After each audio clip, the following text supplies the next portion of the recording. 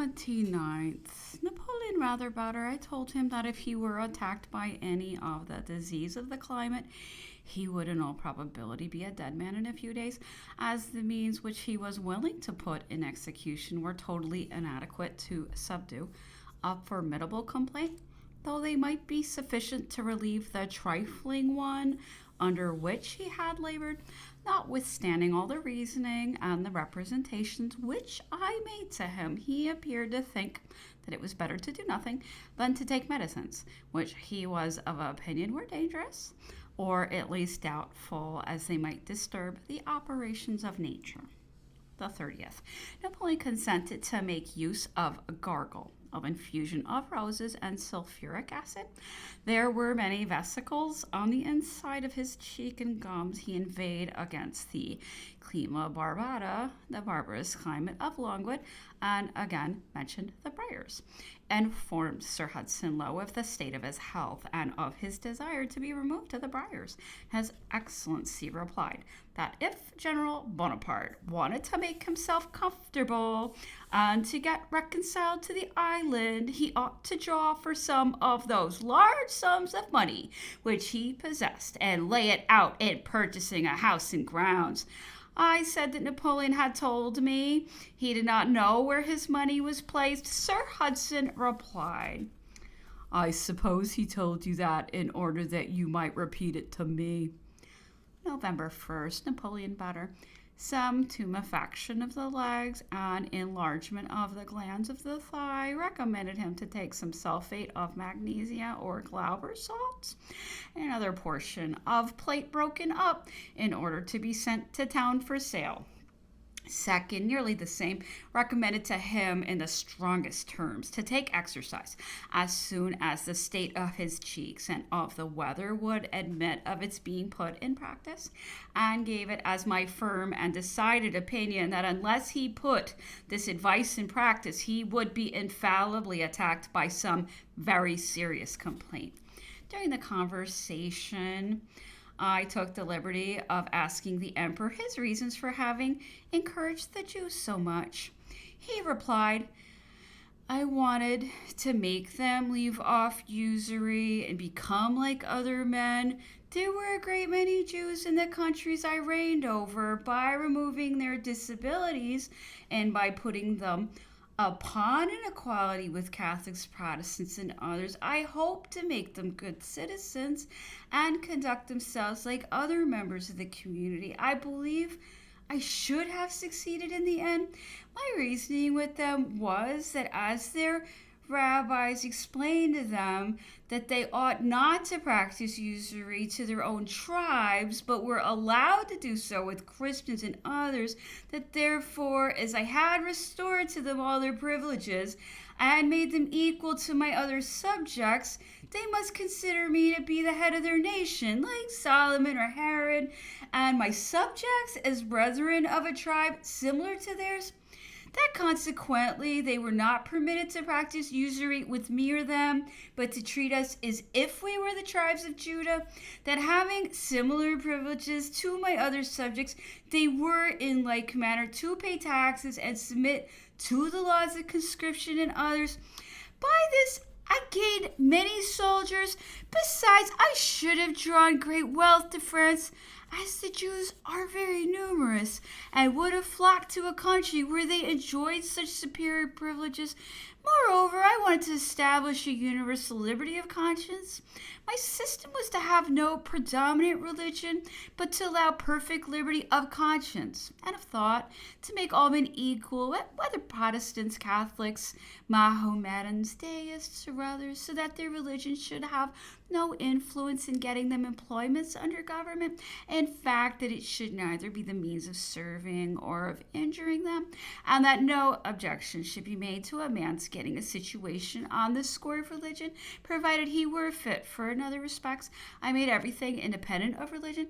All the tribunals were so. Marriages were independent of the priests. Even the burying grounds were not left at their disposal, as they could not refuse interment to the body of any person of whatsoever religion. My intention was to render everything belonging to the state and the Constitution purely civil and independent of any religion. I wish to deprive the priests of all influence and power in civil affairs and to oblige them to confine themselves to their own spiritual matters and meddle with nothing else.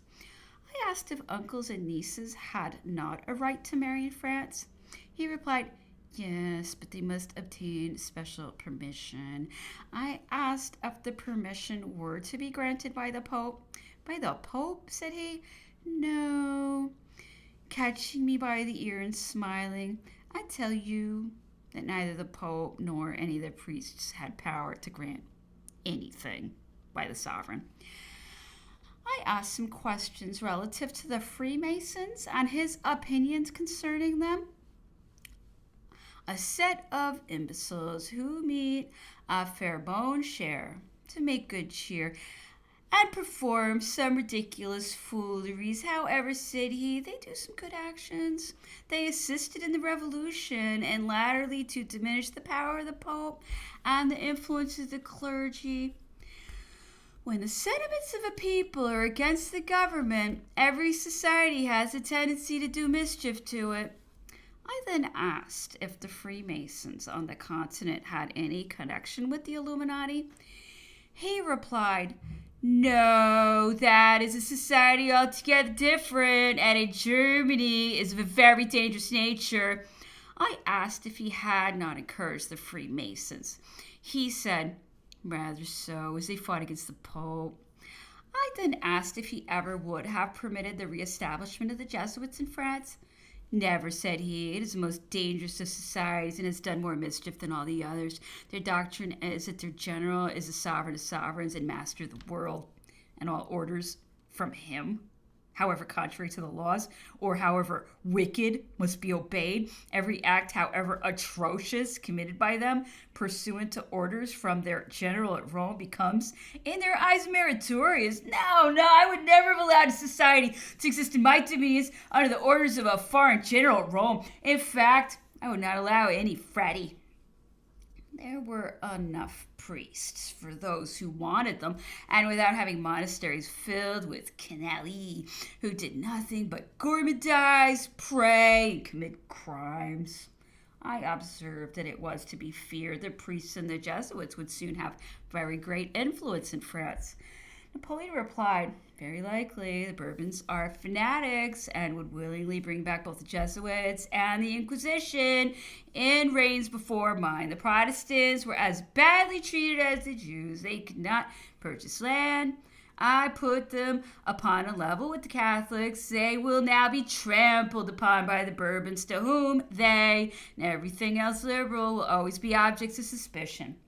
Emperor Alexander may allow them to enter his empire because it is his policy to draw into his barbarous country men of information, whatever sect may be. And moreover, they are not much to be feared in Russia because the religion is different.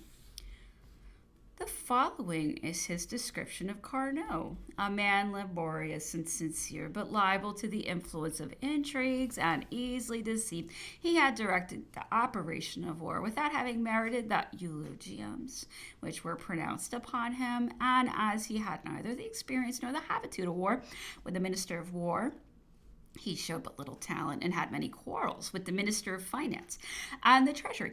In all of which he was wrong. He left the ministry convinced that he could not fulfill his station for want of money. He afterwards voted against the establishment of the empire, but as his conduct was always upright, he never gave any umbrage to the government.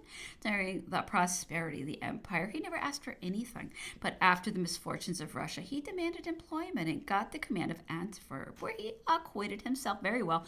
After Napoleon's return from Elba, he was Minister of the Interior, and the emperor had every reason to be satisfied with his conduct. He was faithful, a man of truth and probity, and laborious in his exertions. After the abdication, he was named one of the provisional government, but he was joué by the intriguers by whom he was surrounded. He had passed for an original amongst his companions when he was young. He hated the nobles, and on that account had several quarrels with Robespierre, who lately protected many of them. He was a member of the Committee of Public Safety, along with Robespierre, Couthon, Saint-Just, and the other butchers, and was the only one who was not denounced. He afterwards demanded to be included in the denunciation and to be tried for his conduct as well as the others, which was refused. But his having made the demand to share the fate of the rest gained him credit. Barras, he said, was a violent man and possessed of little knowledge or resolution, fickle, and far from meriting the reputation which he enjoyed, though from the violence of his manner and loudness of tone in the beginning of his speeches, one would have thought otherwise.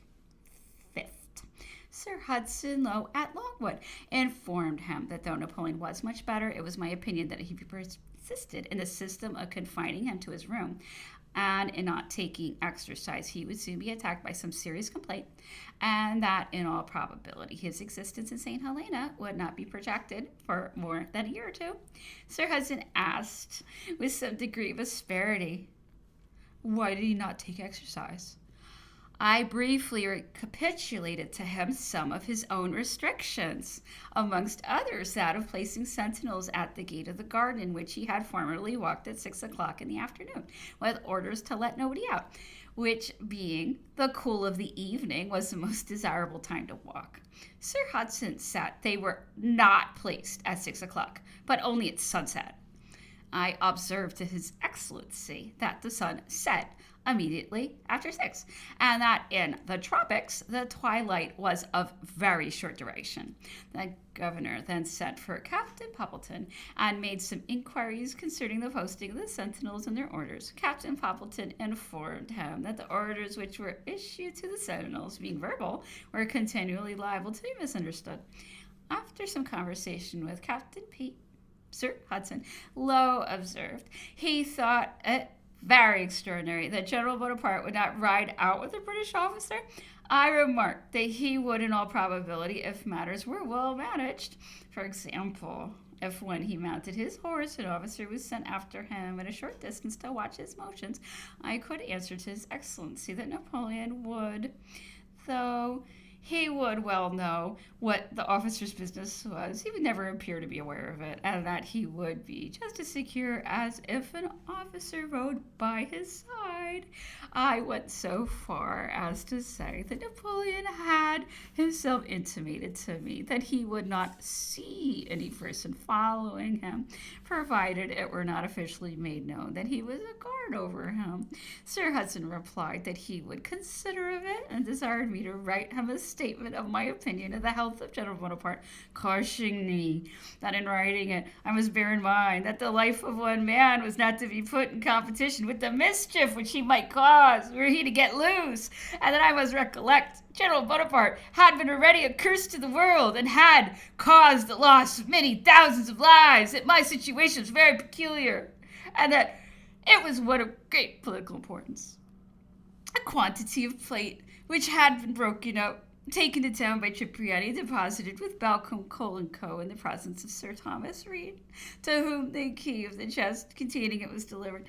7th, Napoleon much better, and nearly free from complaint. 8th, Napoleon asked me many anatomical and physiological questions, and observed that he had studied anatomy himself for a few days, but having sickened by the sight of some bodies that were opened, and abandoned any further progress in that science.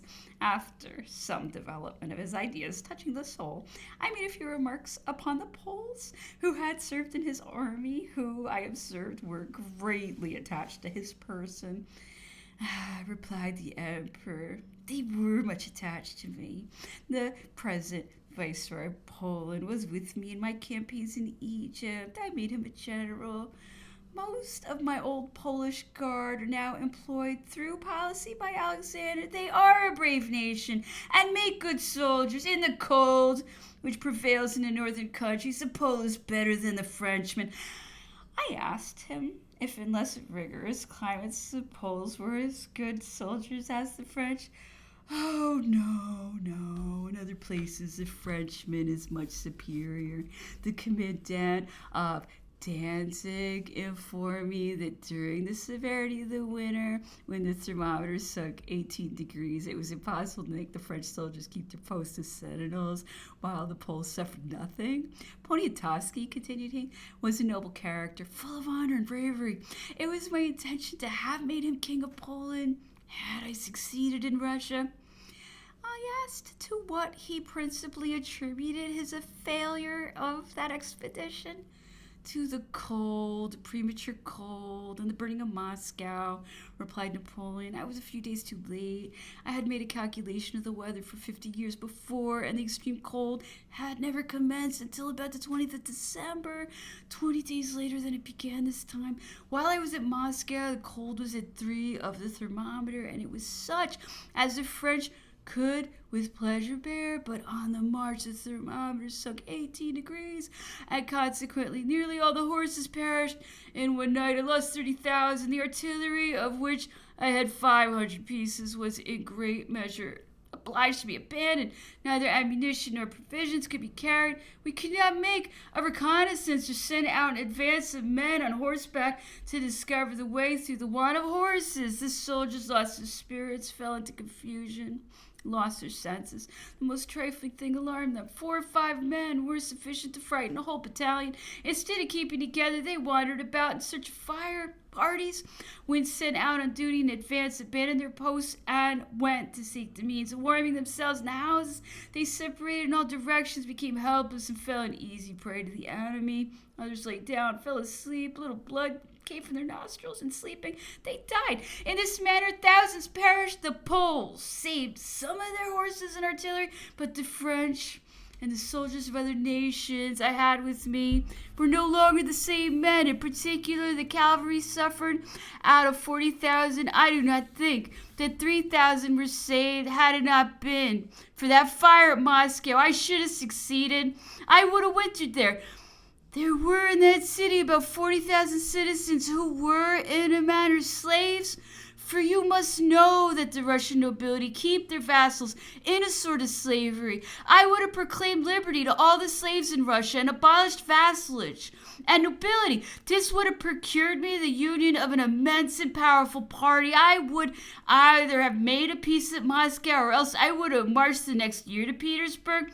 Alexander was assured of it, and sent his diamonds, valuables, and ships to England. Had it not been for that fire, I should have succeeded in everything. I beat them 2 days before.